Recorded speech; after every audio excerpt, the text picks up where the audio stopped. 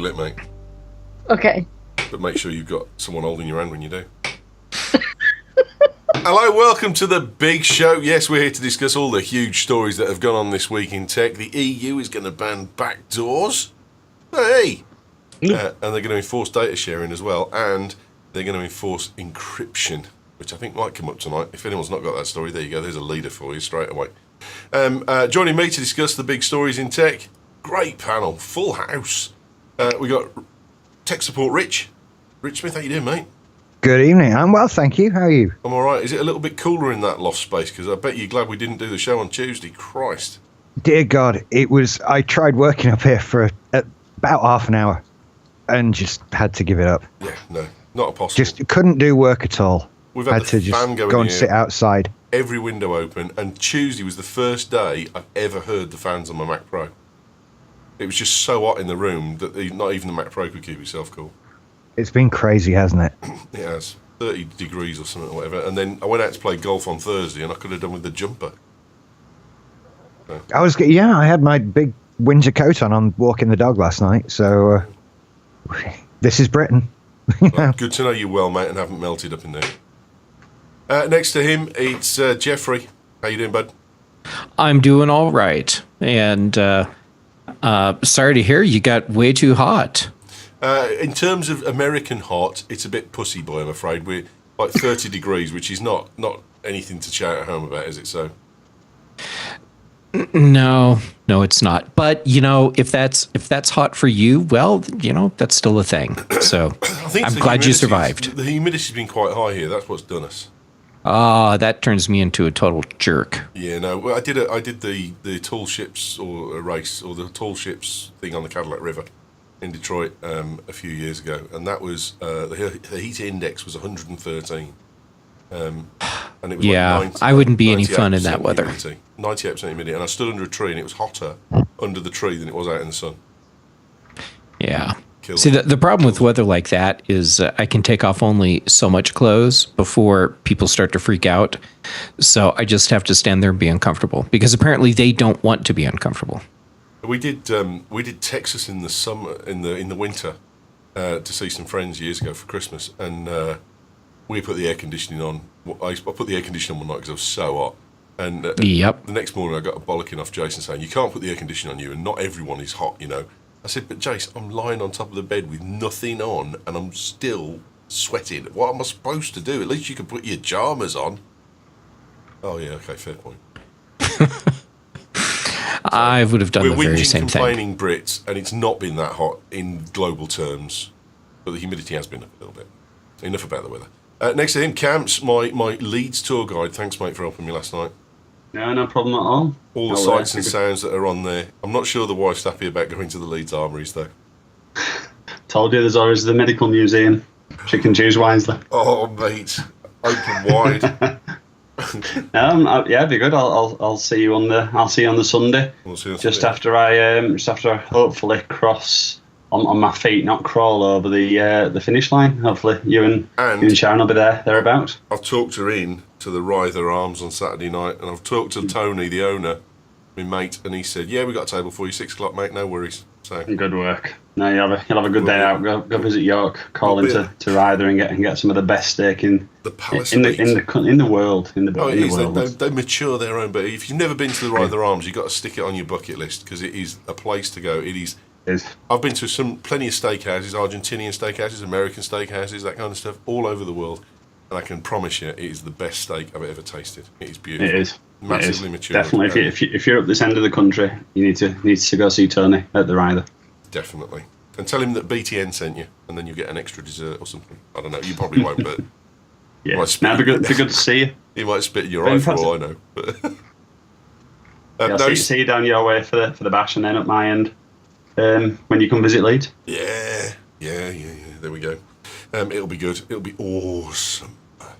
We got. Did I tell you the room that we booked? Because I'm trying to use some points up. I got like 800,000 points at a hotel stay when I worked down in Heathrow, and the little bastards have taken 168,000 points off me for 2 nights.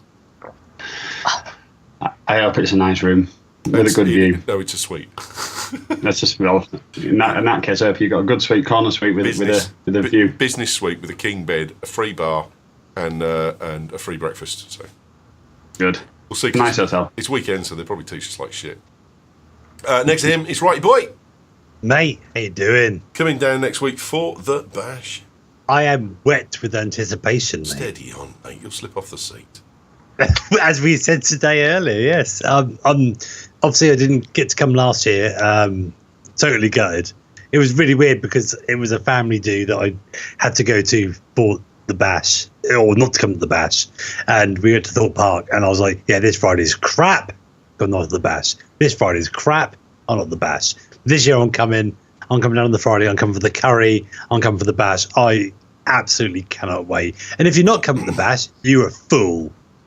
Well, there's a few fools not coming. And it's really weird because we've had, Steve can't come because he's got his daughter's school has got a camping trip this weekend because this is the earliest we've ever done it. We would normally have done it next weekend, the 7th. But I don't know why in my head I just said, I'll have the 1st. And I've really screwed up. So Steve can't come because he's doing that. There's a couple of others can't. Oh no, we've got dancing shows on this weekend. There's like 5 dancing shows. It is the weekend for dancing shows across Britain. So they've missed, and I thought, oh great, we'll have about 10 people there. It'd be horrible. And actually, we're only 2 down on last year's numbers, so it's not. It's going to be just as good. It's going to be absolutely loads of fun. So at least a neighbour won't win the World Cussing Championship, says Batwinch. No, that's true. Good point. By bloody time. Got to see the Sposit. Well, they didn't win last year, did they? The Harknesses won, and they're coming back to defend. So, well, I'm Mrs. H lifted it. No, Mrs. H lifted the prize. I need to think of a prize. Actually, I haven't got a prize for that. I need to.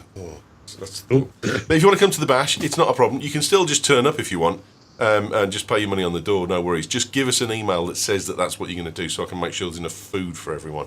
Because we've got a new brownie supplier who swears that hers are at least as good, so that'll be good. And we could do with a little bit of help in the kitchens if you can, because we're catering it ourselves this time because we just can't get a caterer this late. Because the caterer went and had a baby. I ask you. What? I mean, she should. Selfish. No, she knows your schedule. Exactly. It was. I wouldn't mind, but I booked 5 years in advance, so she's known this date for 2 years. It's like, buy the bottle of wine on a different night. Seriously, that is so inconsiderate of her. It's just great. Awful. Selfish. No, she's got a bouncing baby, and she's happy as Larry, and she says she's really sorry she can't do it, but she can't. Actually, to be fair, the only reason she can't do it is because her parents can't have the kids. Otherwise, she was full on with it. Yeah, of course I'm doing it. So what you're saying, mate? She's dealing with different kind of brownie, isn't she? I'm lost there. Babies and nappies. Oh, right. No. Yeah, okay. Fair enough. I think what Ewan is really saying is that her parents suck. It was a commitment. Was unquestionable. It was just that they couldn't get the parents to have the kids, so that's it with stuff. But she might come round anyway and bring the kids and just have a bit of fun with the family and stuff, which is perfectly fine. But come to the bash. It's going to be loads of fun. Loads of fun. Scott Smallwright is coming, and he's bought a ticket every year since we've had the bash. Every year he's bought a ticket, and he's never come. Is Scott coming? Is he? And Scott's coming. He's bought 5 tickets. He's got 2 tickets for him and his missus, and 2 for the 2 kids. Good man. Well, you say that he's paid his money, but he's paid his money every year since we've had the bash, and he's never come. So this might be the one. I'll believe him when I see him. But as far as I understand, he's coming. Scott, get your arse here, mate. And last but by no means least in the list of guests we've got here, Jackie Hearn, back by popular demand as well. What? Really? There was requests. No. We've got to have Jackie back. She's fun. I'm honored to be back. I'm delighted to be back, and have me back as many times as you want me back. Cool. As long as I can make it on time. You may regret that. All right. What you been up to? No. Sorry, go ahead. What you been up to? God, I don't know how to answer that. Oh, okay, don't worry. Yeah. No, life gets crazy sometimes, but you know what? I wish I could just drop it all and go to the bash, but I'm going to blame it on being a dumb American and that I can't get there. I know it's probably like about an $8,000 ticket to get here. So, yeah, I don't think dumb is the deciding factor there. It's $8,000 is the deciding factor, which is totally understandable. No, I mean, but what a joy it would be to be there, anyways. And then on top of that, I mean, come on, curry. I love curry, and you guys, you seem to. I hear about this each year, and I think, God, they know what's the best curry. They must know. I mean, because curry originated in the UK. Am I right? No. No, I mean, to be fair to the Indians, they ate before we invaded. No, but I mean, it became like a thing in the UK. Well, there's an anglicised curry powder was invented by the English to a certain degree, right? To try and make it a bit more compatible with the right. I love Indian food too. No, don't get me wrong, but yes. So anyways, British curried food is not like ethnic Indian curried food. Exactly. And then you get the variations in curries from India, Bangladesh, all across that whole of that Asian continent. It changes rapidly. So, but the type of curry that you eat over here that you order in the Kismet is nothing like. I mean, you'll get to the point where you'll order something in Kismet and it'll come in a sauce, and actually, if you add that as a proper authentic dish, it's actually dry. I'm so hungry right now. Stop it. What we eat for curry in Britain is not really curry in curry houses, and what you eat in America is nothing sodding like. Oh, absolutely, absolutely. By the way, shout out to Batwench in chat. Thank you so much for the nice comments. And stuff. Don't. She's only an arse. She's an arse kisser, mate. Don't give her a shout out. She'll be here as well. She's coming down for the pre-show on the Friday. We're doing a Mac show at 4:00 here in the studio. If you want to come down and be one of the window lickers out the front here, then you're more than welcome. We've got a new bench that you can all sit against, and then we've got space. It's going to be gorgeous. It's going to be wonderful and lovely. And you can watch that, Jackie. There you go. You can watch the Mac show live. See all the people here getting ready to go for a curry an hour later. Back when she says it's just because I won't kiss my arse. She won't kiss my arse. Because I'm not on the moist list. No, I'm really pissed. It's only taken me 6 years to still be pissed off the fact I'm not on the moist list. Number 4. Unreal. If you don't know what the moist is list, Jackie, you need to go to our YouTube channel and just put moist list in. I don't think I want to. No, you do. It's quite funny. It's all right. It's not. It's not rude. I'm kidding. But I understand your trepidation. Exactly. I'm getting to know you guys really well here. Yeah. The Week in Tech. Who's got the first story? Who's got the big thing that's happened? The shiz, the shaz. Who's the fastest fingers in the West? And it's not. It's righty again. I'm going to let Jeff start. Jeff never starts. Wow. Jeff's fingers are really slow.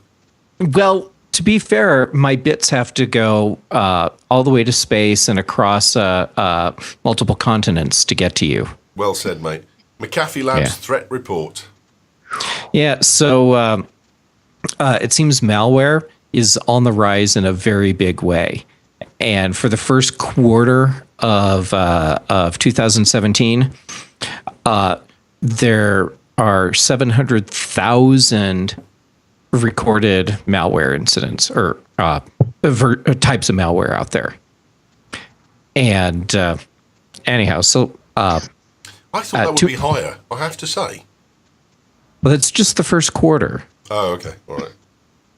Yeah. So, just first 3 months, 700,000 malware incidents.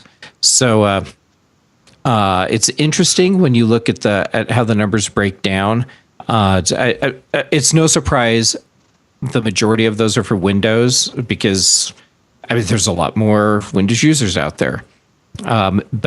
But malware for the Mac is on the rise. So I think it was like 200,000 of those were new malware reports for the Mac, which is quite a bit. Yeah. But anyhow, I just found it very interesting. First 3 months of the year, we were already up over 700,000 different malware threats. Is there a correlation between the amount of malware threat that there is and the type that it is and the effectiveness of the introduction? Because I think one of the things that's held Mac in good regard is not that it's immune from malware, because it's not. It's the fact of the mode of entry of it has always had checks and balances there, or gates, if you like, gatekeeper entries that have allowed you to, if you're smart, no, we're not doing that. I'm not putting my password in. You're not getting in. And is that mode changed as well, though? Not just. It looks like a substantial number of the malware threats are coming in through malicious ads.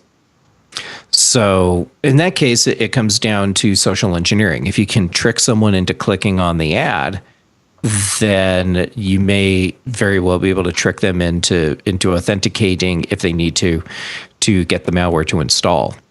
So yeah, I think it still comes down to, can you trick the people?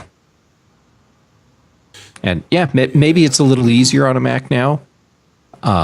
Probably easier because so many Mac users have never thought about the threat of malware in a serious way.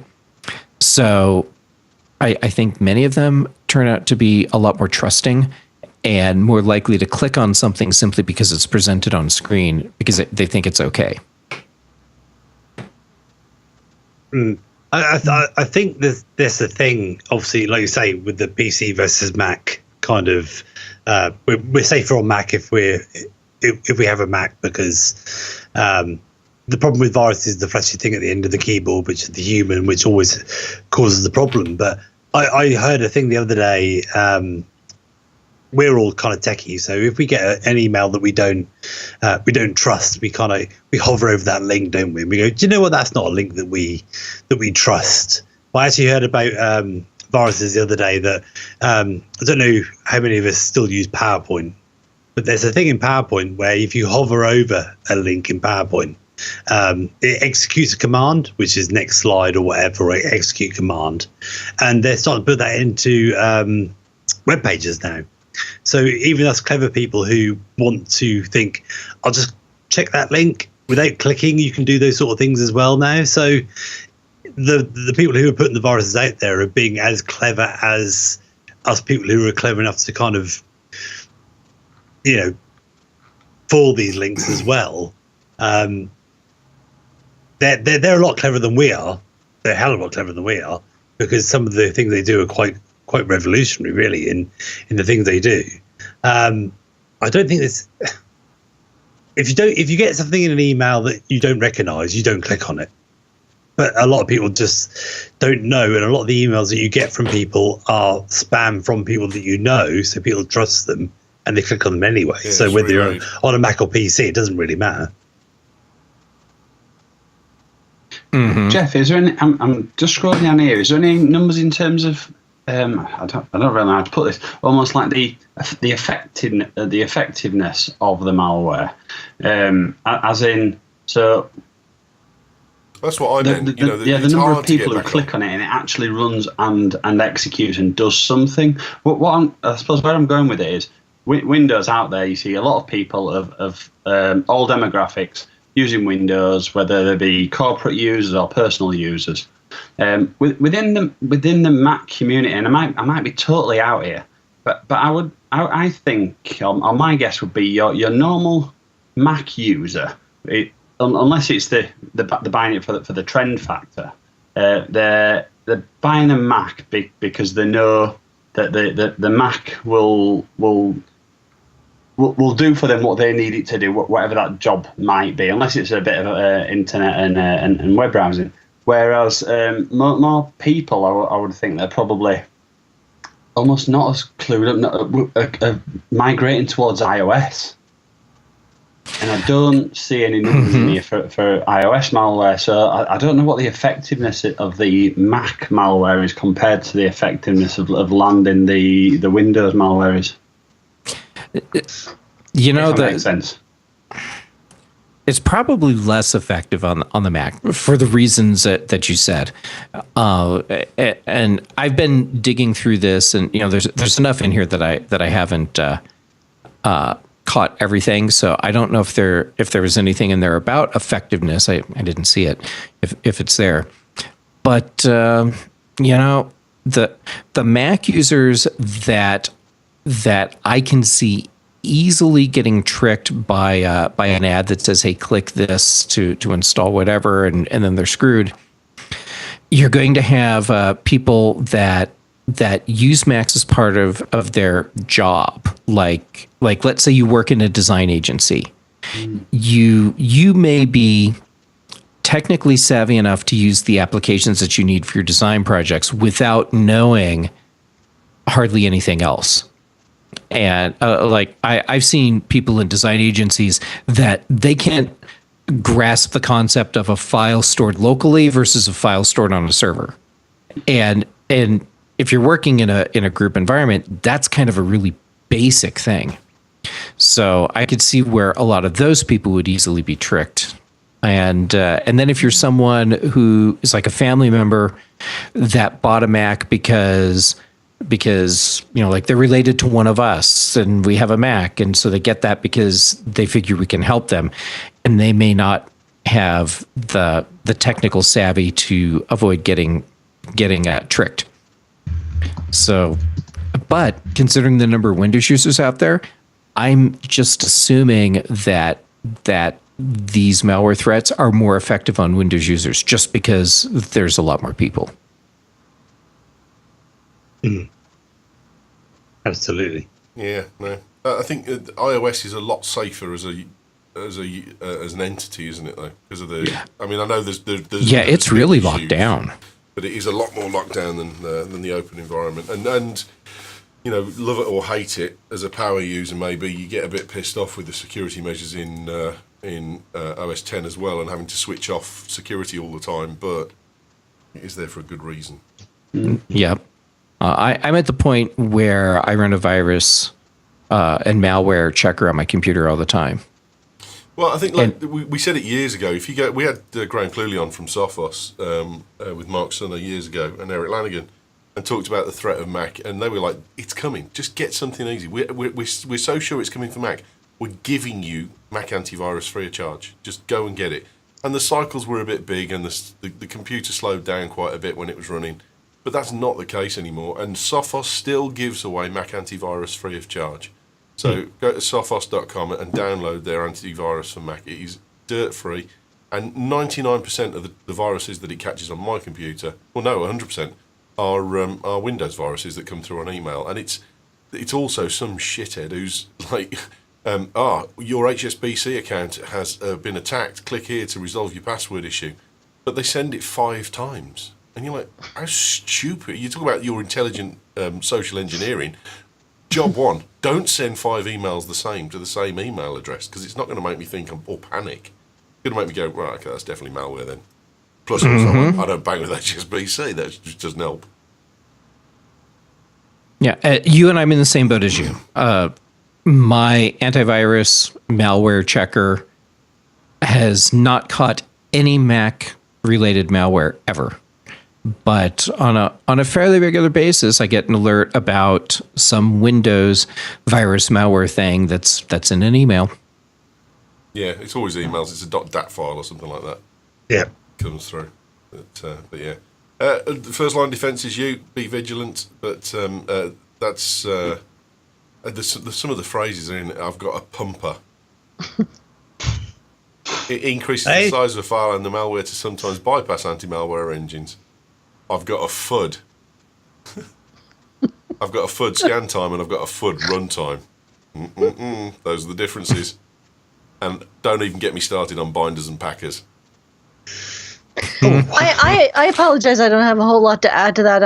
Unfortunately, I haven't really been using a Mac in over a decade, and I'm very sad about it. Mostly because Windows or operating systems are usually less expensive. But I've been sitting here wondering how I can throw in a John McAfee joke. But I don't know if that's appropriate. He's a troubled guy, isn't he, at the minute? I love how Jackie's apologising for not adding to the conversation when we've just over 20 minutes bullshitting our way through it. So. Well, I was trying to find the appropriate time to talk about him hiding underground and killing dogs. Serenak says Avira for Mac is what he uses, and that's what Jeff uses as well. I'll use Sophos. They use Avira. Go for it. One of the two will be fine. Is it free? Yep. Is it free, Jeff? Yes. There's a free version of Avira, and it works so well. That's what I'm using. Brilliant. There we go. So there's 2 for you to choose from. If you're a Mac user, get one. No matter what, just get one. And if you're a Windows user, you've got antivirus, then don't ever send me an email. Yeah, there you go. Deep Pants helping you out with the McAfee joke. There's a hammock virus coming out. And Muller says he uses Avira on his PC. Is it free on the PC as well, Muller? Yeah, there we go. Yep. Good. Brilliant. Nice. Right to you next, mate. Your laptop mag, the 10S Surface phone interview. Well, that's the name of the link. But actually, I'm so glad that Jeff went before me on this one because this follows on perfectly from what we're just saying about Windows and viruses. I'll take the credit for that. Yeah, your organisation is top class, mate. Thanks, top class. Brilliant. So, obviously, with the release last week, I think, or this week, of the Windows 10, the Surface laptop, the £1,000 laptop with Windows 10S on it. And you're like, okay, it's a £1,000 laptop, and if you buy it before the end of the year, you get a free upgrade to Windows 10 Pro. Windows 10 Pro, this all it's vulnerable to all the viruses and things that we've talked about. Windows 10S, which is Microsoft's lockdown operating system. Things locked down to the Windows Store, locked down to Bing, locked down to Edge as a browser. So they've been talking to their general manager, Ryan Gavin, and he's saying, do you know what? I still think Windows 10S is the way to go. And after the conversation we just had, it sounds like it's the way to go because Windows has always had the biggest problem with viruses and malware and all those sort of things. And the great thing about Windows 10S is it is a sandboxed operating system. You can't install all of these viruses or Win32 applications and all those sort of things. And a lot of people have been putting it down.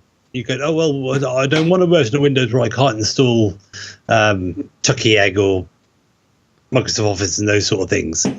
But you actually, for a lot of us, we've been exposed to this kind of lockdown operating system for a long time. With Mac, because you get locked down to Gatekeeper and only install Mac apps from the Mac App Store unless you change the setting and all those sort of things. You've got iOS, where you've got sandbox things in there. You get that get a clause, like you say, to upgrade to Windows 10. You don't really need that. But for a lot of us, we're kind of we're the people who, in our families, we do the IT support for everyone. And the amount of time my mum comes around and goes, I think I've got a problem with my PC. And I go around and she's got like 12 toolbars installed on a Internet Explorer. Drives me absolutely bloody mad. Does she know you do that impression of her? Sorry? Does she know that you do that impression of her? That's actually, for my mother, it's a kind impression. Oh, okay, right. You don't even need to know what the real impression is. But I think it's a really good way for Windows to go. And I think the world's kind of ready for this kind of lockdown operating system now. People don't need to worry about this security stuff anymore. People don't need to worry about these viruses and all that sort of thing. It's the fact that the operating system will deal with it for you. And people have been giving Windows 10S a bit of a bad run. And I bring more Windows stories to the big show than anyone else, apart from Al Houshall, obviously. But I still have a bit of love for Windows 10. It's a great operating system, but I've installed it on all my family's machines, but they still have all the same problems that everyone else has. I think a lockdown version of Windows is the best thing that Microsoft could have ever done. And I agree. I think this is genius.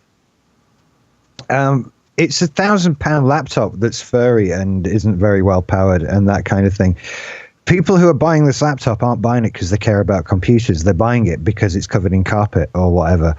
And those people aren't set up to just run a completely open, unfettered 64-bit operating system. They just want something that works like their phone. Your phone has an app store. You install apps from the app store. Exactly. That's it. And that's what this is. This is a Windows version of that. And I think for those people who are just going to be surfing the web and doing documents like spreadsheets and Word files and that sort of thing, yeah, this is fine. It's great. The laptop's still a rip-off, but, that's what these are now. Yeah, but they are releasing that to other OEMs as well. So HP and Acer and all that will be releasing $200 laptops and those sort of things with Windows 10S on it as well. So that's the thing that really hits on the Chromebook market because Chrome OS has really gone to town because it's great for admins and all that sort of stuff as well. And I think maybe, like Rich says, the £1,000 laptop Windows 10S maybe a little bit much for what you're getting, but certainly in the lower market and the market that people be buying, they've got a Windows XP laptop and they're going to have to buy a new laptop at some point. They're going to spend £200-300. A lockdown version is best for everyone. There's a couple of points to come back on here. First one in the chat room, Deep Pan says, isn't the default setting of OS 10 actually a lockdown app store? Yes, it is. And there's a point I'm going to come back to on that. And the biggest problem with 10S, says Serenak, is that the Office version that's available is not the full version as I understand it. But I think that echoes back to your point, Rich, about the fact that's not what people want. They want something that will let them open a doc, do some basic editing and send it back. They're not looking for every single feature that's available in Excel, Microsoft Word and OneNote and all that kind of stuff. But the other thing that I was thinking was, when you were saying that, Righty, is that and this is as pure perception, absolutely, and I don't have anything to back anything up that I'm about to say, which is regular for me on this show. But what I'm saying is, and perception is reality, pure and simple. My perception is that the diligence that Apple put into vetting the programs, I perceive as high, and they've still had malware get through. My perception is reality, is, as far as I'm concerned anyway, is that Microsoft don't have that diligence and level of detail about them as an organisation because of the volume. I think that's where they then end up struggling. And I perceive that the Mac App Store versus the Windows Store, S Store, is that the Windows 10S Store will actually be less diligent in software analysis than the Mac system is. And I'm for those of you thinking about writing in complaints saying, "Oh, you're just a biased Mac twat," yeah, I'll take that. That's fine. But that's all. It's just about perception, and that's what my perception is. That I feel that there is a greater sense of diligence. Is that fair? Is that unfair? Am I being right? Am I being wrong? Ewan, I'll give you some validation there. Apple has several years of near draconian control over an App Store environment where they've been able to learn a lot. So my expectation is that initially you will be safer with Apple's App Store, but over time, Microsoft will catch up with their Windows App Store.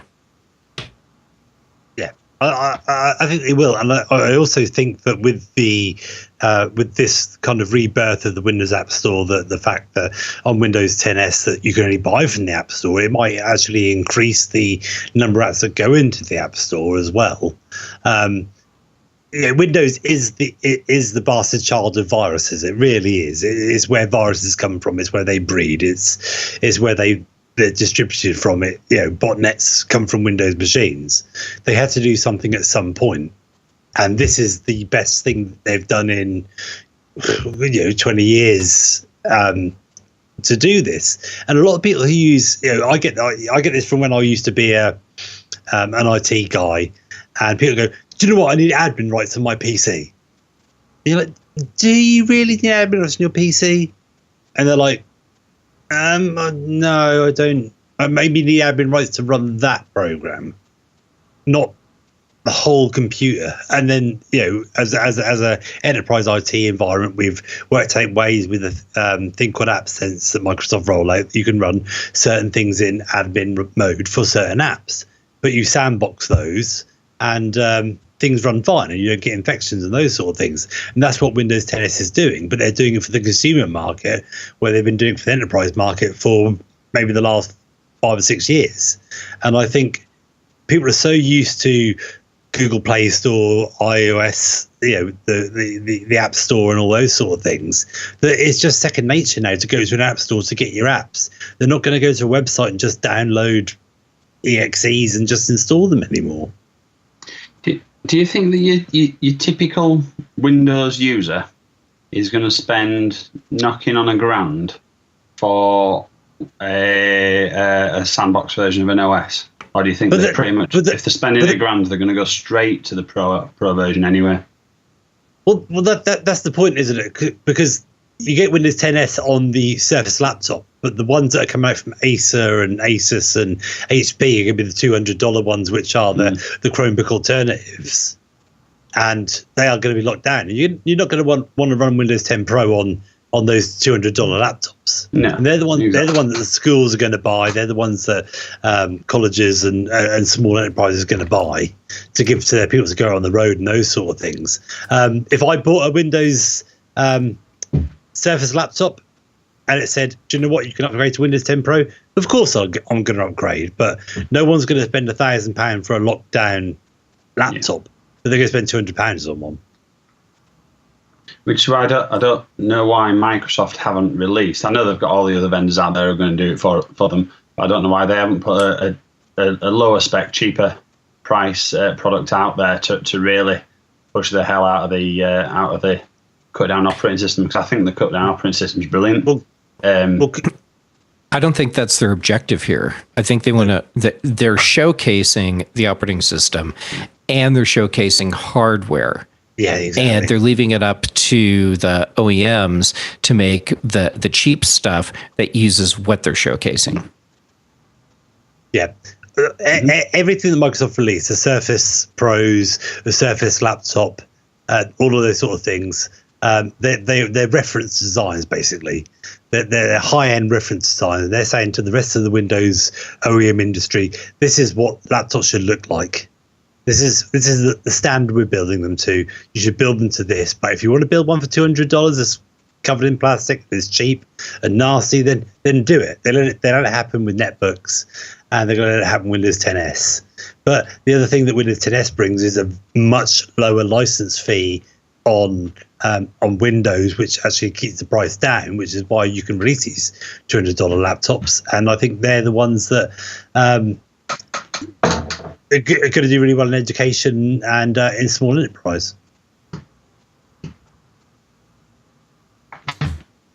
Yeah, I like Rich's phone analogy here. If someone wants just something that's akin to their phone with a set of limited apps that they can buy that does a basic set of things and keeps them 100% safe, would you buy this for your parents? Yeah. If they're familiar with Windows, perhaps I would. It's not hurt Chrome OS. Chromebooks are selling like God knows. I didn't say that's that. I think the phone analogy is what works. It is something that people want, a walled garden that does the basic stuff that they haven't got to worry about too much. I mean, I'm not suggesting you don't have to not run malware on this or malware detection on it, but it certainly sounds an awful lot more viable and safe than just cutting your parents loose with a full set of Windows 10. I think it's a great idea. I think it's been a long time coming, and I think it's about time they did something about it. And I think as things go forward, Windows 10s will be more the default operating system than some of the Pro, Enterprise, or professional versions or home versions that you see all over the place. Yeah, Deep Pan in the chat room is making comments here about traditional Windows users being resistant to lockdown software, but I think if you look at the power user end, certainly, and even if you look at the relatively skilled end of any OS use, whether it's OS 10 or Windows, those users are going to be reluctant to having some of their flexibility taken away from them without realising in their own mind that they don't use that flexibility anyway. Which is what you said, I need admin rights. Well, do you? No, I don't, but okay. No, you don't, no. And the other thing as well, though, that I will say is that security at some companies is getting to the point of dysfunctional. Because I've got a system that was written for me by Andy Vaughan. It's absolutely fantastic. I've got a video for a customer. I upload it to a server, and I get a link back from that says send them this link, and they can watch it to their heart's content. And they can distribute that link to wherever they want so that anyone in their organisation can watch the link. And as long as they're my customer, I maintain that file on that site, and they get a permanent link that never changes. So a year from now, they can click the same link and they'll watch the same video. It's a fabulous system. Andy spent a lot of time working out the kinks in it and making it for me, and I'm really eternally grateful for it. But some companies have gone, do you know what? No one can download anything from the internet. So they can't get Dropbox anymore. They can't use Box. They can't get WeTransfer. They click on my Drop Zone link and they get nothing. It won't let them download it. And you say, well, that's a problem. Can you get my site whitelisted? No, because the policy is no whitelisting of download sites. Yeah. We we get that all the time. It's a crazy thing because obviously I work for the University of East Anglia, and the hospital, which is probably half a mile down the road, is the Norfolk Norwich University Hospital. And we're basically one and the same organisation. But when we try to send a link to them, nope, you can't have it. And it's like, but with the same organisation, we use the same security infrastructure. Just let us in. You know, there's so much nanny state about this now. It makes it more difficult for the users now, and they get so frustrated that they just turn off from the system. So they'll go to a system where it's less locked down. So walk the quarter mile across to the university, stick on a USB stick, and take it home, which is even less secure. Mm-hmm. So you turn people away, and it's not just offer something that give people what they need without the risks and the problems that you have. Like I was saying with the admin rights, we used to. If someone used to say to me, "I want admin rights," through the Active Directory, I could say, "Do you know what? I'll give you admin rights. You can have it for 2 days. I'll give admin right for 2 days, and then after 2 days, we take it away." And they'd come back 2 years later and go, "Oh, look at admin rights," because they never realised that they'd be taking it away because they never needed it in the first place. That's kind of a good way of doing it, actually, because in that 2 days, how much harm are they going to do? And then exactly they prove that, well, we took it away 2 years ago. Yeah, and we always did that. Yeah, good policy, mate. However fragile it might be with that one user who downloads the crypto and gets absolutely everything completely encrypted. Yeah, well, I used to get to spank those people. In a metaphoric sense, I hope. No, quite literally. Those people who went, "I'm going to download Chrome," and they clicked from that dodgy Chrome link at the top of Bing or whatever, and it was all the dodgy version of Chrome. Yeah, you got to spank them. It was your company policy. Good. Very enjoyable. Paul the Spanker. That's almost makes me want to violate some policies. Oh yes. Some people like it. If I violate policies, will you violate me? Who's got the next story? Come on. No security on this one, I hope. It is. Oh, you mentioned it at the beginning. I thought I'd throw it in. It was my backup story tonight. Yeah, no, well, I think that so basically, the European Union is. You talk us through it, mate. Yeah, so the Euro MPs are proposing that end-to-end encryption be enforced on all forms of digital communications, and no backdoors. Whoa! Interesting, yeah. Obviously. Direct conflict to Theresa May's UK approach. So it's going to be interesting to see how this one pans out.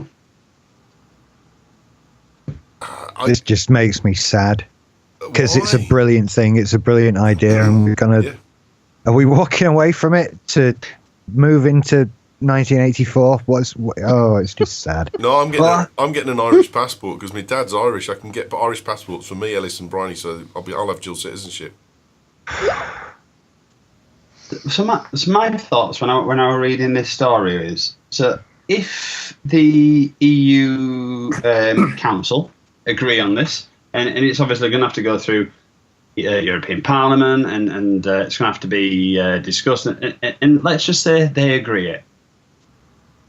The UK, when we leave the European Union, I think we're going to find it really hard to go on their own against this one. Because otherwise it's essentially banning these apps in the UK. I can't see the likes of your WhatsApp and your others doing UK specific versions of these apps with backdoors and things like that in there. So they're that's not going to happen in the UK. There's a few things they want to get rid of on the internet that you just think you haven't thought this through, have you? Like, especially all the porn stuff. You know, the whole, we're going to make it so that you've got to put your credit card details into Pornhub and prove that you're an adult. And then you can't see all of Pornhub because some of it will warp you. And we've selected a list of things that you can and can't see. And so one day, Pornhub's just not going to work anymore. And I wouldn't want to be the person who decided that was going to happen when everybody realizes that's what they've done. The internet will shut down immediately. Well, I think that's the point, is that no one, they were estimating, they were doing polls over who was going to vote Remain and who was going to vote Brexit. If they'd done a poll over who was downloading porn, who wasn't, there'd be no point, because it's just like, 90% of people download porn, the other 10% lie. Right. There you go. Exactly. Well said. The only people that don't download porn are people who can't use a computer. People who are news agents. And I'm not quite sure what this will mean for the US, because surely this is going to make it a much tougher battle for Congress. If Congress wants to go, I'm certainly hoping that's the case. Yeah. Yeah, if the EU sets the precedent here, then going against that will be pretty difficult. And considering how generally ineffective the federal government in the United States currently is, I think that would be a wall that they would have a very difficult time climbing over. Yeah, I think so. We could see the EU now dictating European encryption strength. I think you've got the one thing that you've got in favour in this. I mean, they're off on why did we vote Remain? Why didn't we vote Remain in the chat room? We didn't vote Remain. That's the end. I was a Remainer, but I've got to the stage now. I'm sorry, but our currency is in the toilet. The economy is knackered. We need to get the fudge out of Dodge, because then we can start to recover, because there's no other way around this.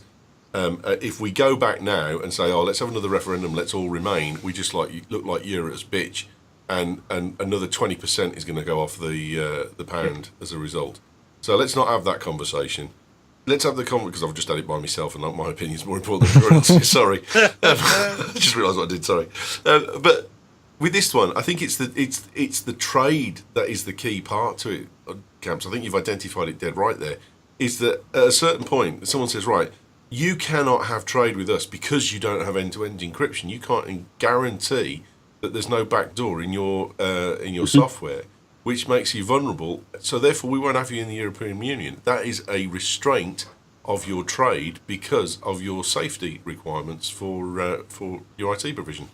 And there's nothing that anyone can do about that. And that EU do this. Forget about the browser ballot. Forget about 1.8 billion for Google for a fine. You can't use Google in Europe if they don't have end-to-end encryption and no backdoor facility. Yep. Everyone, they've just killed Google's European business. Yeah. This is a huge trump card. No pun intended. Yeah, I was going to say. Wow. Yeah. Go ahead. No, I'm sorry. Go ahead. No, it's all you. No, it's not me. I just don't see how this can actually work. I don't see how things can sort of how business daily kind of operation can run. But you mean with or without encryption? Right. What are you saying? You don't understand how it can run with, or you don't understand how it cannot run without encryption? Well, I mean, by kind of enforcing this, I don't. I don't know. Like if the UK is doing one thing, if the United States is doing something different, or I just don't see how. Yeah, how to? I don't know. Somebody take over here, because I have had a complete brain. It sounds to me like what you're asking is how could this possibly work logistically if there's not a unified security policy around the world? Yes. Yeah. And the answer is it can't. Yeah. Deepan raises a good point in the chat room that you could see potentially software companies moving bases into Europe as a way to prove the world that they are into encryption. Yeah, and then they just push it outwards to the rest of the world, and then America's got to say, you can't come here because you've got end-to-end encryption, which is never going to happen. Nope. Right. Oh, no. Right. And then ultimately what you have are people, assuming that's what happens in the United States, where you have people that have no protection or security because they're just getting software that's U.S. government approved, and then the rest of us who are smart enough to get the apps and services that we need, so we still have our encryption and our protection. So the only people that won't be protected are the people that the backwards laws are supposed to protect. So the EU is totally nailing it on this one, I think. I think the EU is also realising the fact that there is, the old argument is always right. Well, we need this to as counter-terrorism activity. Yeah. Mate, you'd be better off just banning the sale of matches and stopping them sending smoke signals to each other, because it's about the same level of effect. These people are contacting each other through WhatsApp, or they're contacting. No, they're not. They're sending text messages. Because nobody's looking. Nobody's looking. They're making phone calls down open lines that you're not monitoring, or if you are monitoring, you're not reacting to them. Well, and let's be honest. Half of the people that have been linked to terrorist incidents have been on watch lists anyway. So how effective has it been? Yeah, I get a bit. There's a thing that goes around on Twitter quite regularly that says these people were on a watch list, so why didn't we stop it in the first place? It takes probably 10 people to watch one person. Yep. Round the clock. So Muller might have to have an exact figure there, but I'm probably not a million miles away with that figure. And it's the watching's one thing. But the other thing is people go, well, we could put them in internment camps. And it's like, hang on, we're back to Nazi Germany then. I'm not having that. You've got to do something wrong before you can be taken away from society. We have to catch them. But that means putting more budget into watching them and surveilling them. It doesn't mean depriving people of their liberty, because that is going back by a long way. I'm not saying... And that's a very, very dangerous path to go down. Can't go down that. Americans picked up on that and had the Japanese internment camps, so...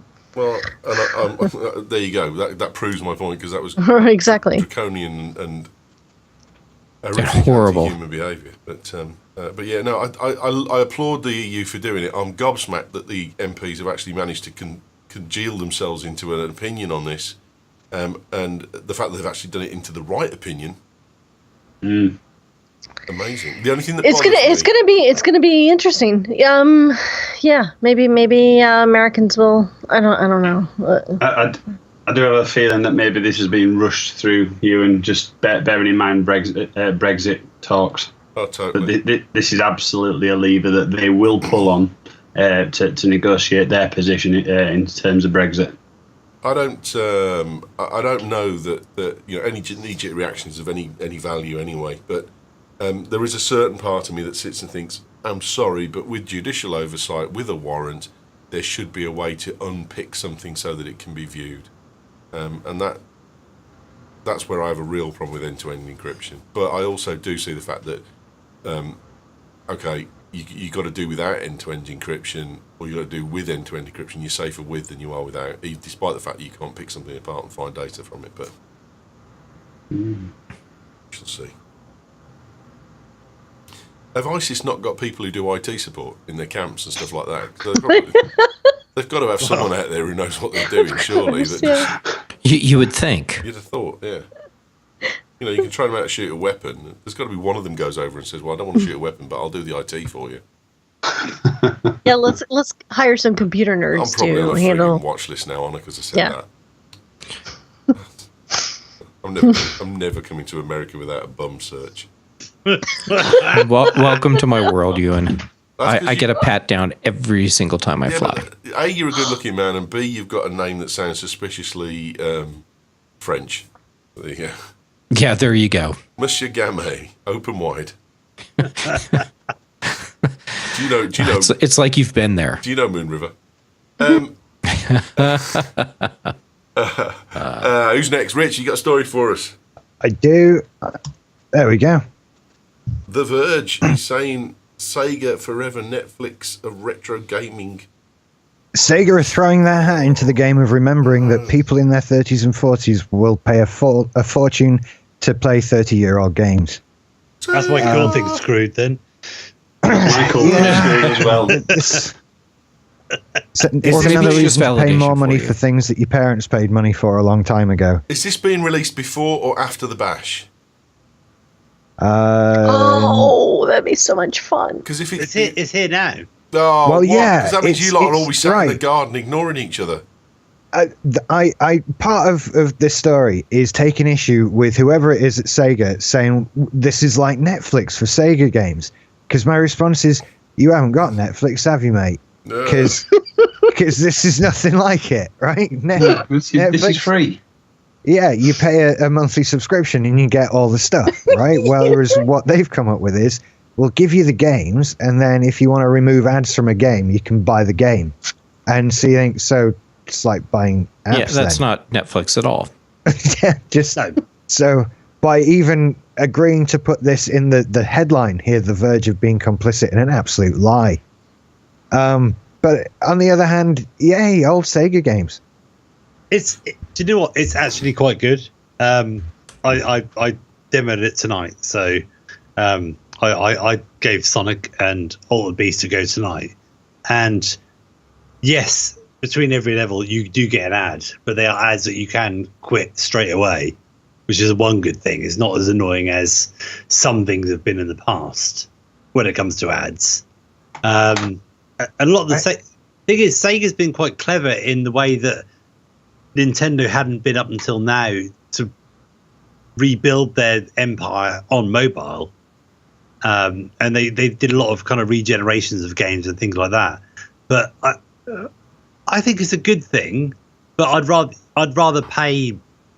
I don't want to pay just to get rid of the ads, like you say for the Netflix thing. I'd rather pay. I don't know.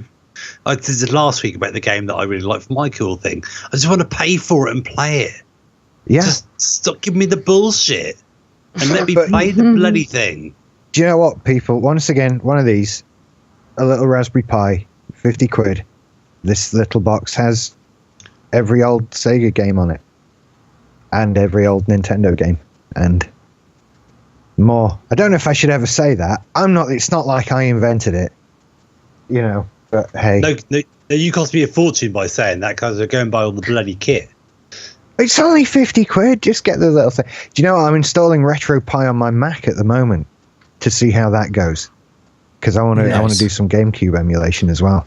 But at the moment, RetroPie on the Raspberry Pi is pretty cool. Yeah, it's incredible, and you can run it on Linux. So I've installed a Ubuntu virtual machine on the Mac, and I'm going to see how I can get it going on there as well, which should be pretty good. Because then you've got more horsepower to play with. I've heard that you can emulate old PlayStation 1 games. I don't know anything about that, but I've heard it's quite fun. I've heard about that too. Yeah, do you want the list again of the things it can do? I haven't played Wipeout for hours at home. 3DO, Amiga, Amstrad CPC, Apple II, Atari 2600, 7800, 800 and 5200, Atari Jaguar Lynx, Atari Falcon, ColecoVision, Commodore 64, Dreamcast, Game Boy Advance, Game Boy Color, Game Boy, GameCube, Game Gear, Game & Watch games, although why the heck would you want to do that? Mega Drive, Mac, Master System, MSX, Neo Geo, and Neo Geo Pocket, N64, Nintendo DS. It goes on. PS1, PS2, Sega CD, Sega 32X, Sega Saturn. But every game you mentioned, Rich, is perfect for mobile. You know, that kind of... I totally disagree, I'm afraid. Really? Yeah, mobile has not got over its main problem, and its main problem is control. And especially for games that were designed to have a physical controller to play them with. Mobile's not getting anywhere near that. It's just not. I've got Sonic the Hedgehog for my iPhone. I've had Sonic the Hedgehog since I had a version 2 iPod Touch, and I've never. It's unplayable because it's got stupid on-screen controls that you can't feel or touch. And until they sort that problem out, mobile gaming can't, for me, involve these types of games, like old Sega games. Yeah, but that's us old guys, isn't it? You know, I put Sonic in front of my daughter we bought the full version of Sonic because it works in the Apple TV and iPads and iPhones, and my daughter just picks it up and goes, yeah, this is great. It's just us old guys who like the clicky buttons. It was gaming. It was it was about the gameplay. But the thing that bothers me is that the stuff in the App Store is $1.99 and it says remove non-Sega adverts. So you're still getting Sega adverts. Like, yeah. Oh, okay, that kind of sucks. What? Stick your Sega. I was just going to say, it doesn't sound really so bad. hate If you, I mean, because I'm sorry. Go ahead. It reminds me of when you start playing something on Amazon Prime, and before it'll play it, you get an advert for something else on Amazon Prime. Yeah. It's I want to watch damn film. I'm not watching Jeremy Clarkson again. Piss off. And you were going to say, Jackie? Oh no, I was going to say it actually doesn't sound so bad if you're kind of just skimming around through these games and you find the one you want and you want to keep playing. You pay $1.99, you don't get any ads. That doesn't actually sound terrible, but it's no way Netflix. But however, if there's still the Sega stuff before it, that there's going to be. Like you were saying, it's like Showtime or HBO even has ads before the shows that you're paying like $30 a month for, or something ridiculous, depending on your cable carrier or ISP. No,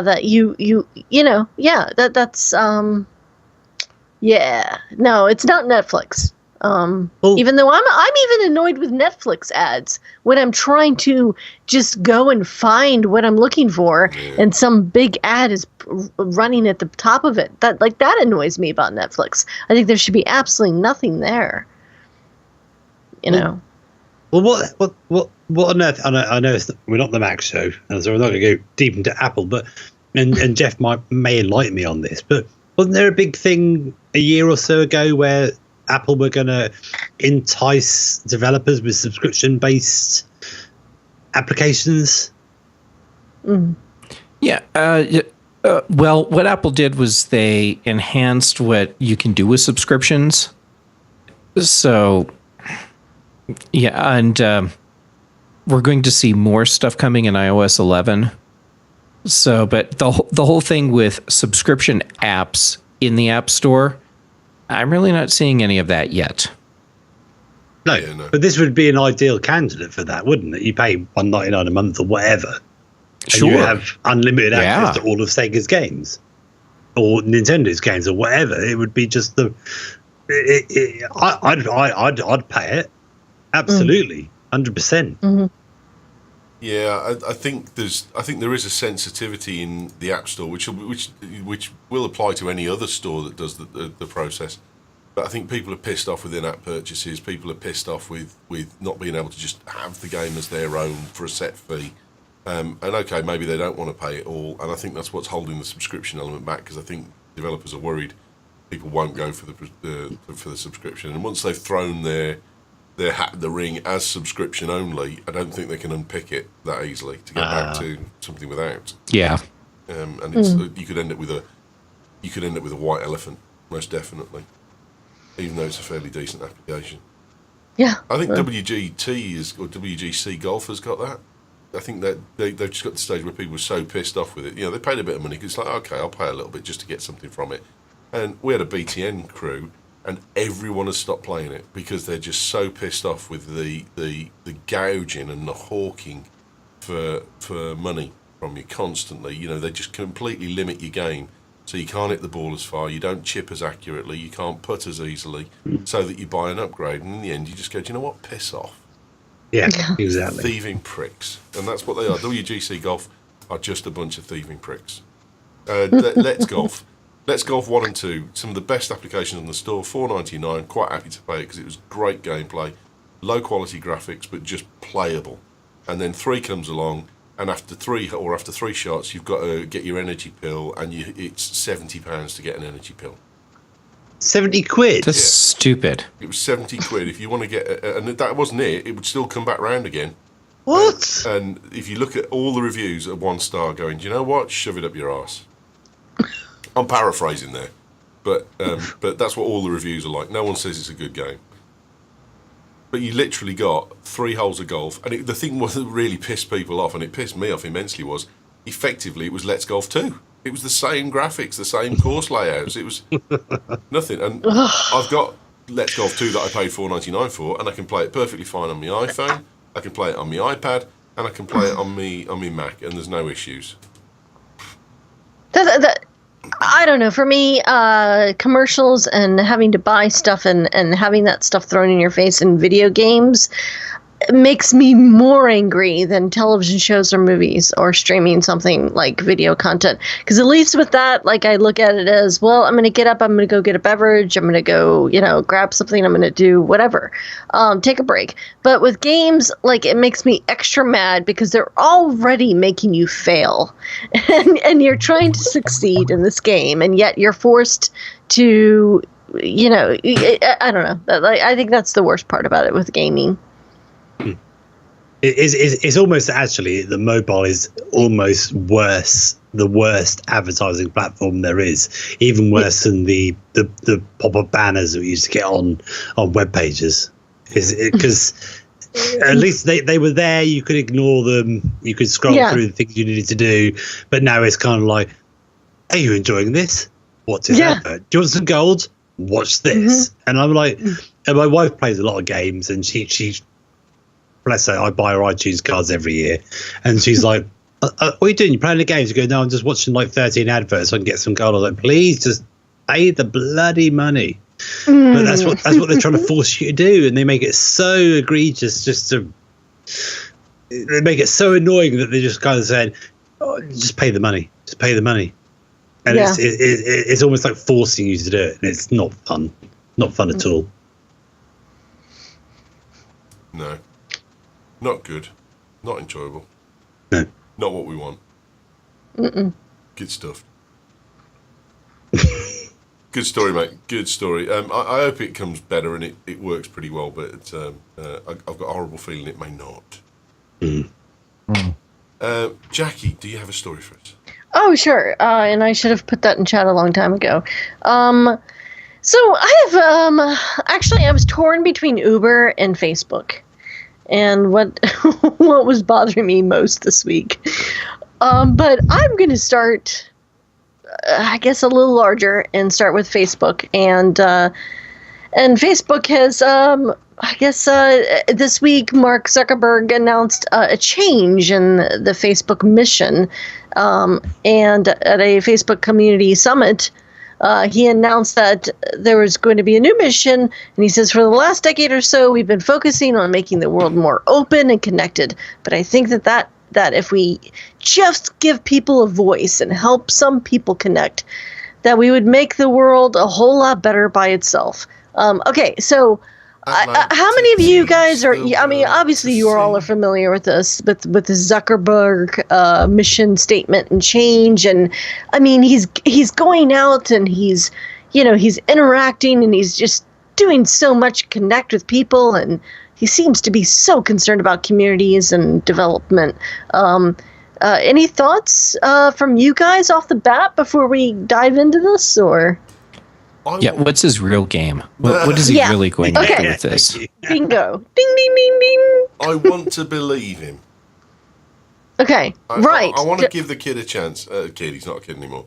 I want to believe him, but the like I just did there, I want to teach the world to sing. Yeah, all right, mate. No, you don't.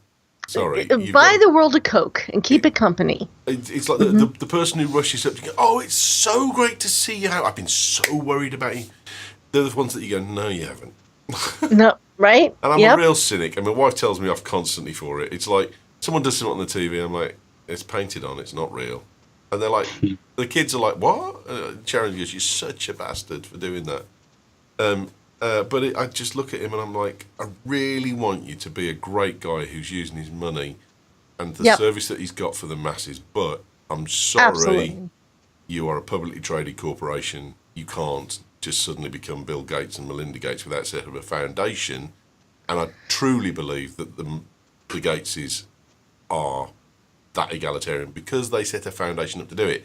The moment this guy sets up a foundation, I know he's given a load of cash away as a tax write-off to charities. Fantastic, well done, Mark. And I know you got written off for charities, but when he sets up a foundation and 3/4 of his money goes into that foundation to then pay for the eradication of malaria across the world, along with Bill and Linda, then I'm going to believe it. Yep. And I'm going to add another sort of connected Facebook story about profile picture protection in India, but which is kind of an aside. And I mean, if we get to it, we get to it.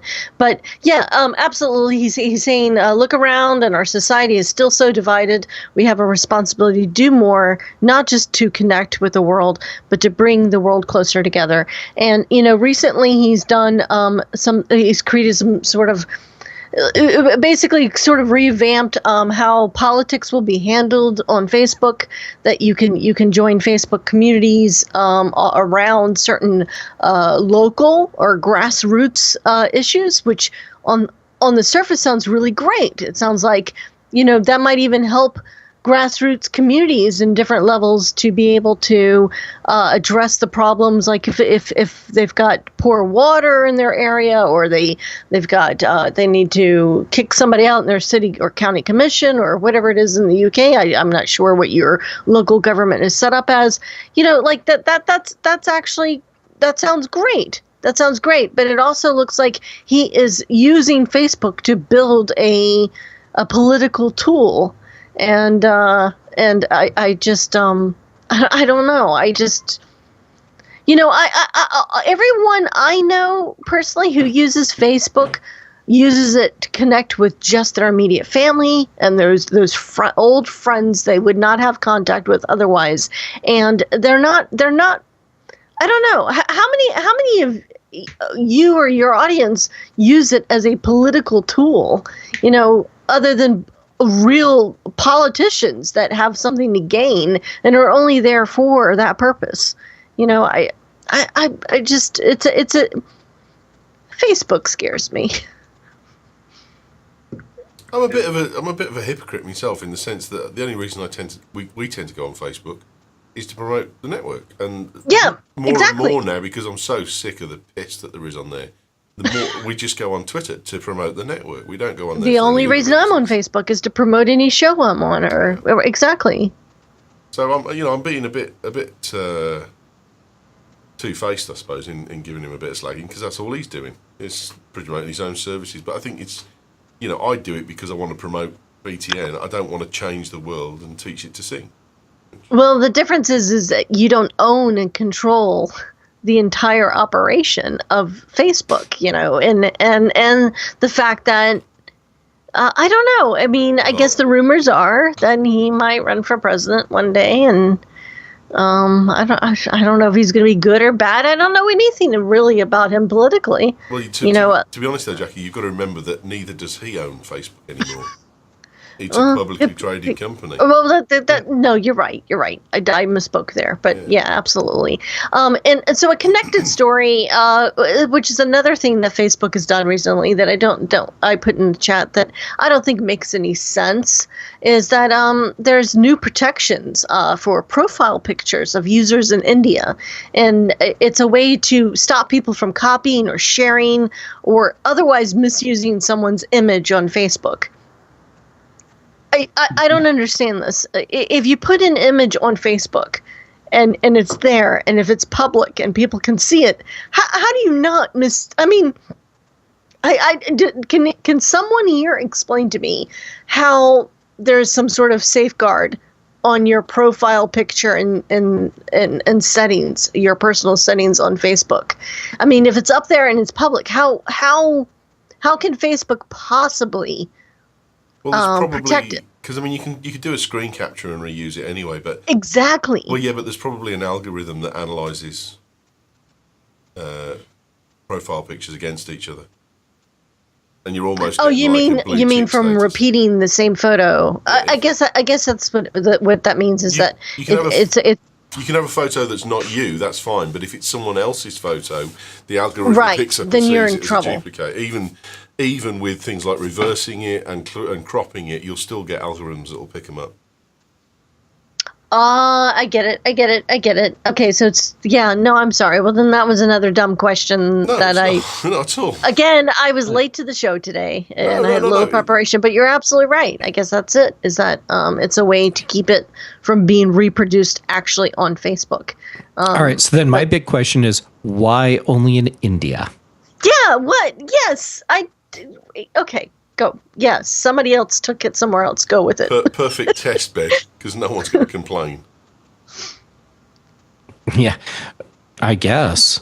Or is there some law in India that Facebook has to comply with? That's I don't know. But it seems to me like if you're putting together this technology, you'd want to use it everywhere, not just in India. Yeah. But it depends whether you're doing a trial or not, or whether, like you say, it's actually quite a proactive legal requirement of India, which might be a nice thing, good thing. Mm-hmm. I think I remember reading something about this story this morning. I'm just trying to find the article now. I think it's to do with primarily women in India. Women's profiles are apparently Indian women users tend to not have a profile picture for fear of it being essentially stolen, copied, and used elsewhere, or used for other reasons, whatever those reasons are. And I think it's a tool to allow women in India to have a profile picture on there without fear of it being stolen and used. Yeah, is my understanding of this. But essentially, a pilot that can run out elsewhere, and it does something with a blue border. I'm frantically trying to find the article now. Yeah, well, so see, I knew I asked the right group that right question, so thank you guys. Yeah, it puts blue shield border around the image, so they're saying at least on Android for now, it'll prevent users taking screenshots. So although you've got some sorts of technology that doesn't allow screenshots of the image, directly from the app. So Muller's insistent. He's going. So I would have said it when we got a break, mate. He's put a link in there in the chat room that says Facebook tests feature that stops photo theft. So. Oh. Okay, well, I don't know. Good test, and I hope it works. And thanks very much, Mark. Well done. That's a good thing. good test on me actually providing a story that works. Yeah, no. Yeah, I just the guy that started Hot or Not does the leopard change its spots. That's the real.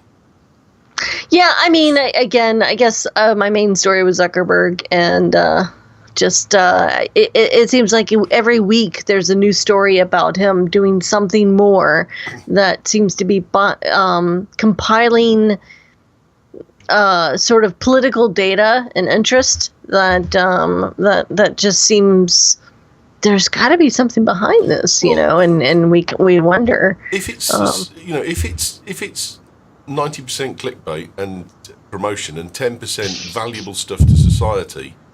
Yeah, I haven't got much of a problem with it as long as he's doing the 10% of stuff that's valuable to society. Okay, well, yeah, I agree. I agree. There's nothing wrong with shouting about yourself and coming Good up point. With to get things to do things. It's if you scratch the surface and that's all it is. If it's 100%, look at me, aren't I great, and get a click, and the world would get on a far better place if everyone had a Facebook account, and there is no egalitarian work taking place in the background that really does tacitly improve people's lives, then I've got a problem with it. Mm-hmm. Mm-hmm. I agree. The Fantasy Photo League is running. If you'd like to join, this month's topic is light, Light. You can still got time to get your entry in. You've got another week yet. It closes on Friday. Get your photo in showing light, and you can enter into the Fantasy Photo League, and you can win a DSLR camera. I promise you, there is a prize, yes. And you're all going, oh, but Ian Lewis is doing so well. Ian's already got a camera from me, so he's not having another. So I'm afraid Ian can't win. So it's down to the rest of you, and there's some real scraps going on down there in second and third and fourth place.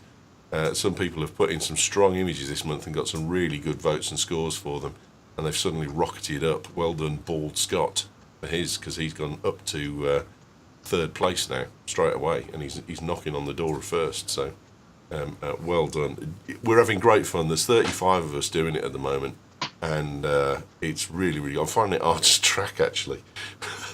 I'm trying to get people to give me 3 votes, and it's like, oh bloody hell, trying to put the votes into a table. It's not working well, but there you go. Fantasy Photo League is happening, so join in, you'll love it. UK2 supporters, so please support them if you possibly can. BritishTechNetwork.com/ UK2 to sign into your account, or /sponsors if you want some of the offer codes that we've got and that type of stuff. Big push at the moment from them on their VPS SSD, which is I've heard some very good things about.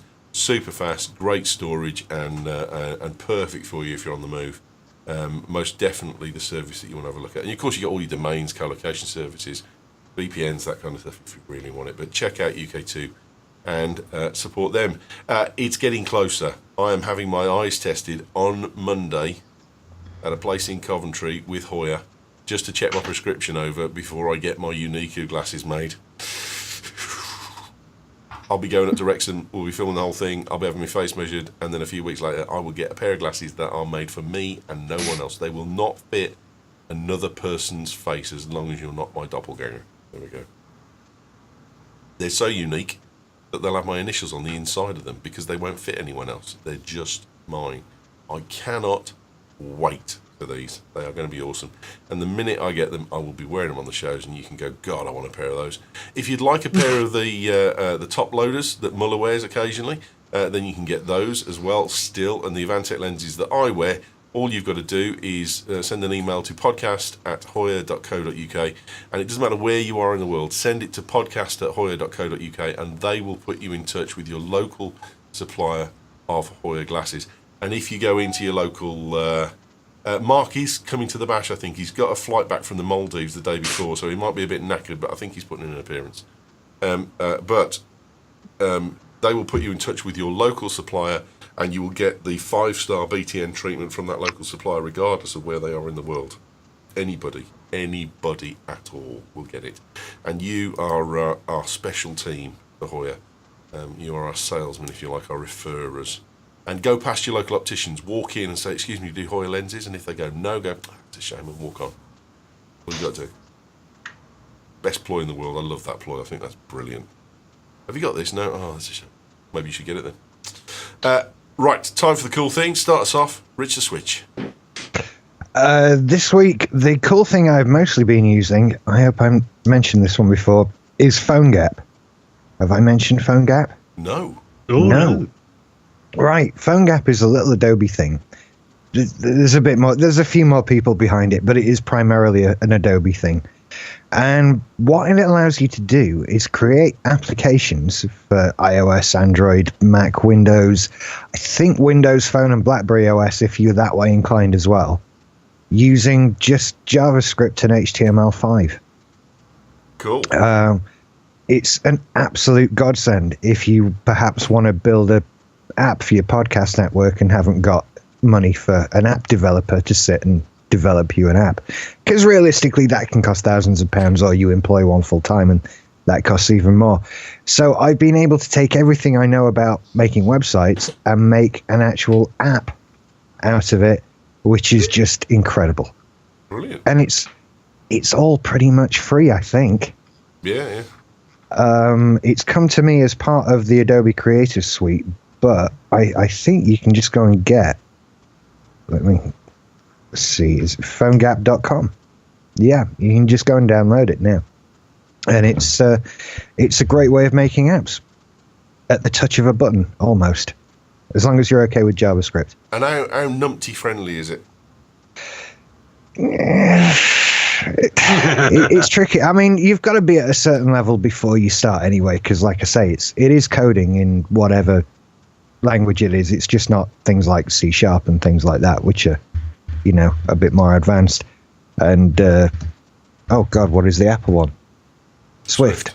Yeah. But is it so? Obviously, if you can't code a single word and you're not even up to Hello World, then you're going to struggle. But in terms of versatility versus how good the things that the apps you can make are, would you say that the ratio's high? Yeah, it's pretty good. They've got a whole list of sort of app showcases and stuff like that of people that have made apps with it. It does everything I need it to do, and it allows you to hook into particular operating system things and all that kind of thing. It's really very good. Oh, awesome. Good debate, mate. Like that a lot. Jeffrey, do you have a cool thing for us? I do. My cool thing for you is an iPad app, Affinity Photo. has come to the iPad, and I wasn't ready to do it as a pick before today because I really wanted to play with it and decide if it was as cool as it seemed. And holy crap, this is really fracking cool. It's like the most powerful and most versatile image editing and photo editing app I've seen on the iPad.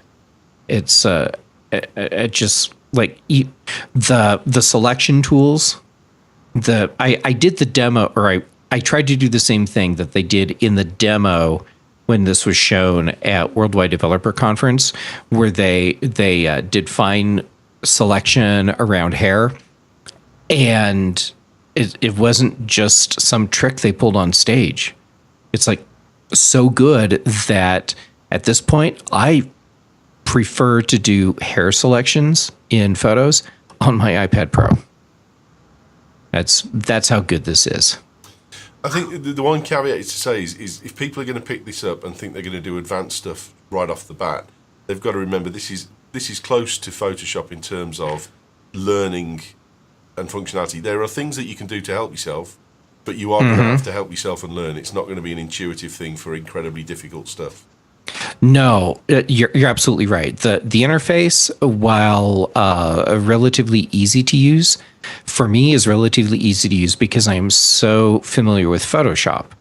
So it wasn't that big of a deal for me to make that transition. However, finding that selection refinement feature took a lot of work for me to dig around until I finally figured out where it was and how it worked. But once I had it, it was like, holy crap, this is amazing. I'd much rather do selections like this on an iPad now. Yeah. I don't think that's a negative. I just think no, it's not a negative. It's just something to be aware of. This is a professional level tool, and so there is a learning curve. Some people are picking it up and going, well, it's too hard. You've got to be prepared for the fact that it is something you need to learn. It's like it's like plonking on a piano and going, oh, look, I can't play the piano. What's the point? Yep. Cool. Yep. Good pick, mate, like that. Totally worth the $20. Camps, what have you got for us, mate? There we go. Monument Valley 2. I don't know why I didn't pick this a few weeks ago. I absolutely loved Monument Valley. Have you finished it yet? I forgot that it was out. I won't tell you how it ends. No. Have you finished the first one? Yeah, I finished the first one. No, I haven't finished 2. I downloaded it, started playing with it, got sidetracked on a few other things, and kind of forgot to pick it back up. But in the last sort of few days, been playing it again. I love this game. I love the graphics. I love the gameplay. I love the puzzles in there. It's such a simple but yet complex game. It's stunning to look at and play. So if you haven't played Monument Valley, you absolutely should do that. And then once you finish that, you should start playing Monument Valley 2. It's $4.99 in the UK iOS App Store. I think it's $4.99 in the US. That sounds about right. I'd pay it. I'd pay more. If you've not played it yet, you should do. It's fun. Bryony's badgered me for it, and I have said to her, all right, look, you finish 1, and I'll buy it for you. Because she gets to 1, and she's, oh, Ellis, can you help me? And he's like, no. It takes you like 1 day to finish 1. She's 8. Give her a break. Oh, okay, all right. I'm sorry. You're right. High standards, bloody hell. And I said, finish off 1, and I'll buy you 2. And I've got a distinct feeling she's going to come up to you this weekend when she gets a pocket money and says, buy the frigging app. I just know it. Well, yeah, no. You should finish 1 before you start 2. No, I think she'll come up and just go, I've got the money. It's my money. Buy me the app or else. Well, adorable. At least you know how it works, Ewan. Mate, I know where I am. I'm below the cat in the pecking order. Good pick, mate. Righty, what have you got for us, mate?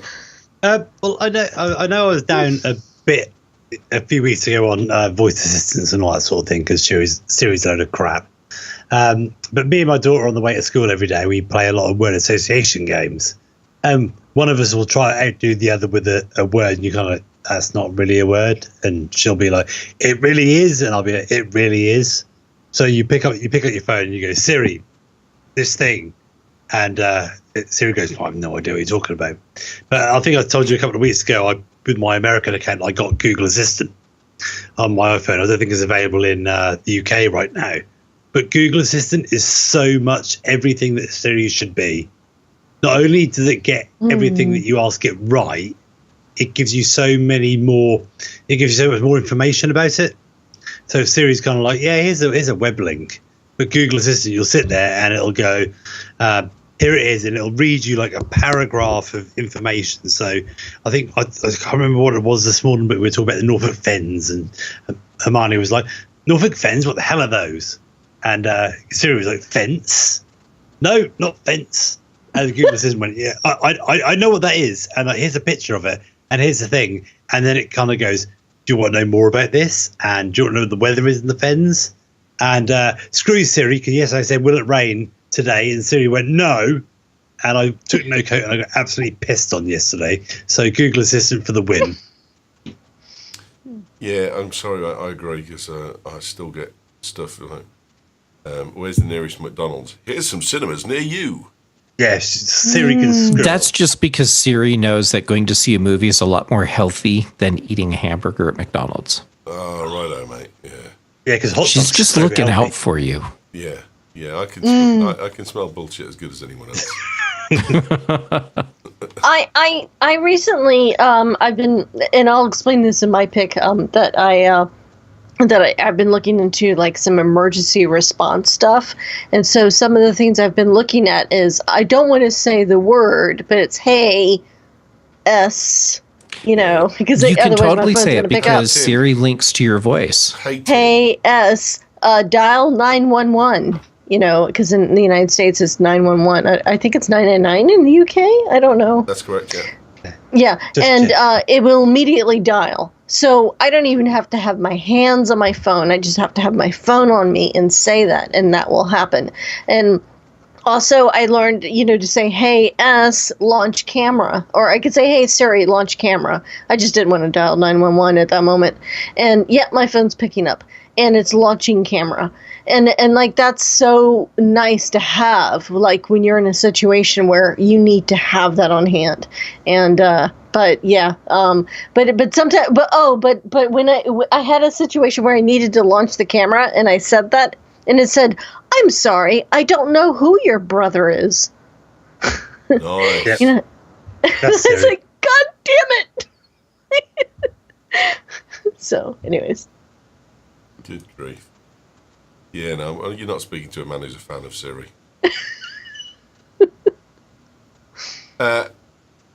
Well done, mate. Good pick. Jake, did you do your pick? Your cool thing? Jake? Jackie? Me? You got a cool thing Yeah. for us? Oh, yeah. I guess so. Again, along the lines of home security, I've been looking into buying like drop cams and stuff to set up around my perimeter and relatives' areas. And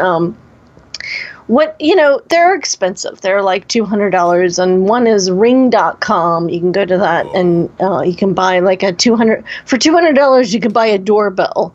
However, if you're like us, most of us, most of your viewing audience, I'm sure, has multiple webcams sitting around. And there's an application that is completely free. It's at yawcam.com. I believe it's yawcam.com. I'm going to go to it quickly. Yeah, yawcam, YAWCAM.com. And you can download software. So, take your old Logitechs or whatever you have and put them in any location with an old laptop or something, and you can set up this program, and it's got the motion sensitive reaction, and it records based off of it, and all those other features that you might need. So you don't have to spend a whole lot of money on multiple cameras to make your home secure. No, good. Like that one. Good pick. It's good. Have you got a link in the chat room for us? Oh, yeah, I'll put that in there. Ring, we got Ring. I've got a Ring doorbell, and it's nice. I'm having trouble with it unpairing itself from my phone at the moment. It works and it rings and it's fine, but it unpairs from my phone. It's the phone. It rings at home, but it doesn't ring on my phone when I get it. So, which is a bit of a pain in the butt. But there you go. Yeah, I've got a Ring doorbell too. It's fantastic. Well worth it. Even though it doesn't do that and it still unpairs once in a while, I would still recommend it. No question. Brilliant.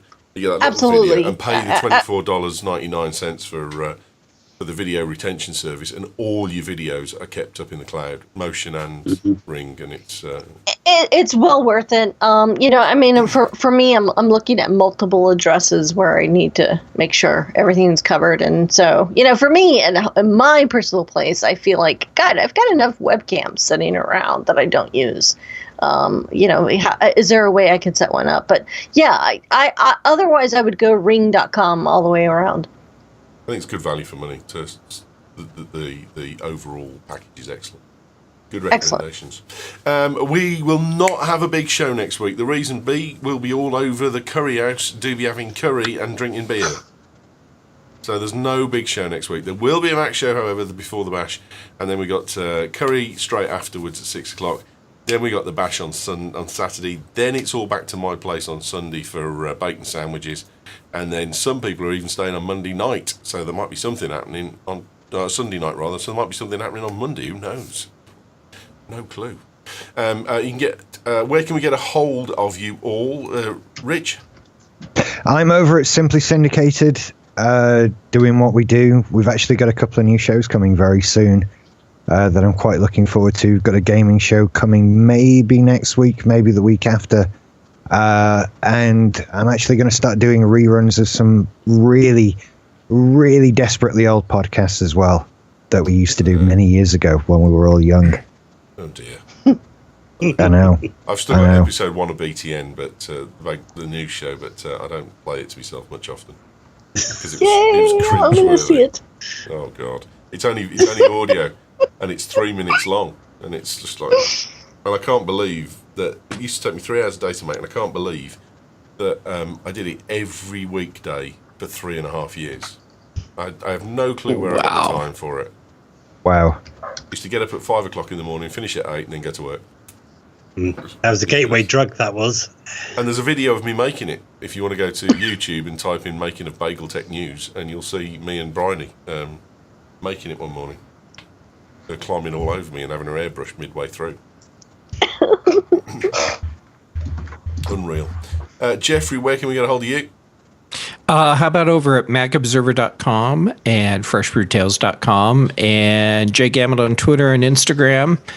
And I know I won't be at the Big Bash, but I'm going to be at MacStock. Oh, is that the same weekend?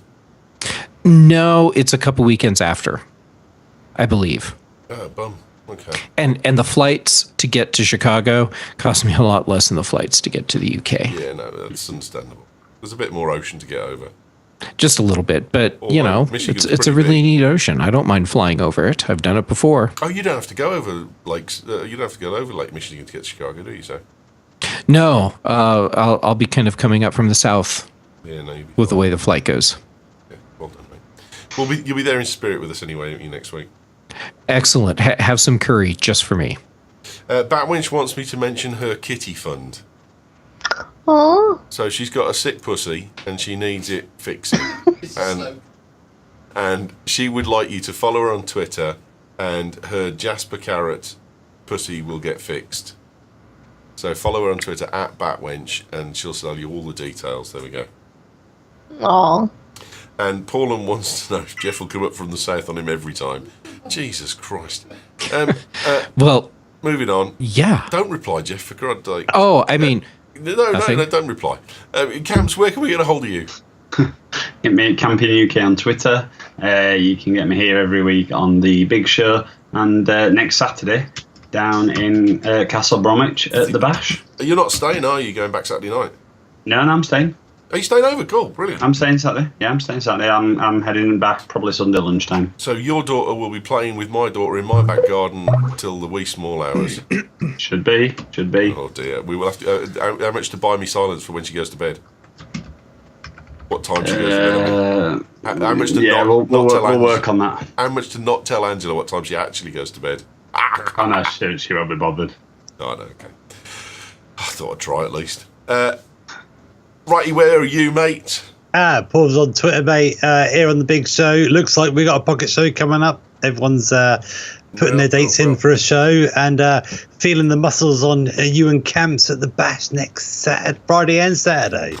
Mate, you're 20 years too late. And Mr. Rickard has said yes to joining in the iOS the pocket show. He did, yeah, he did. We've got a little poll out there, and everyone's put their dates in. So their next pocket show. Can't wait. Brilliant. And last, but by certainly no means least. I was least this episode. Trust me, Ms. Hearn. Where can we get hold of you? Thank you so much. I'm at Jackie Hearn 81 on Twitter, but I would actually ask you guys.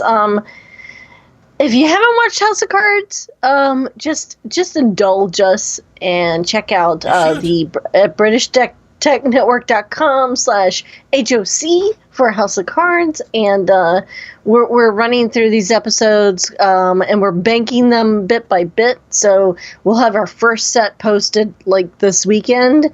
And you'll be able to catch up with the first 5 episodes, and because I think we're all binging all of that kind of Netflix stuff, anyways. But so find me on the House of Cards show on the British Tech Network or Jackie Hearn at Jackie Hearn 81 on Twitter.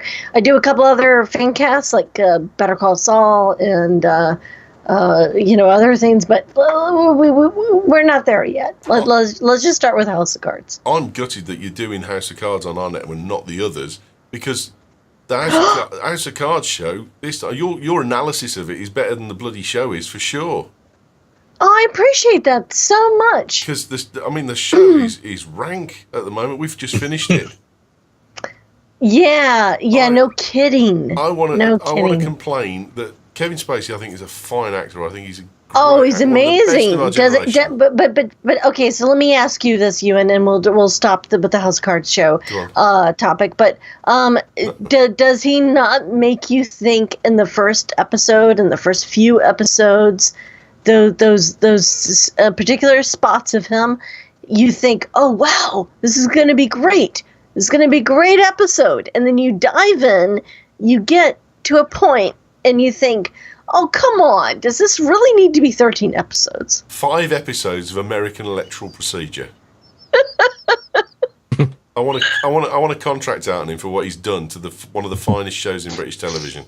I agree. First season, brilliant. Second season, great. Third season, I blame the new showrunner. 4th season, come on, you need to pick this up a bit. 5th season, what on earth are you doing, Spacey?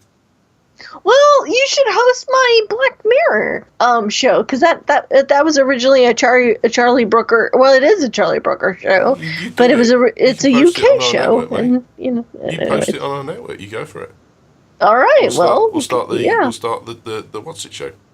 What you just said, Black something show. I couldn't even get the title. I was sitting thinking about killing Kevin Spacey. I was distracted entirely. Well, I appreciate you having me and indulging us to be part of your network. And Roberto, my co-host, and I, we keep thinking, gosh, this has got to be the last season. No, because it's Claire's turn. The minute she started talking to the camera, I was like, nah, done now. Sorry, nah. Yep.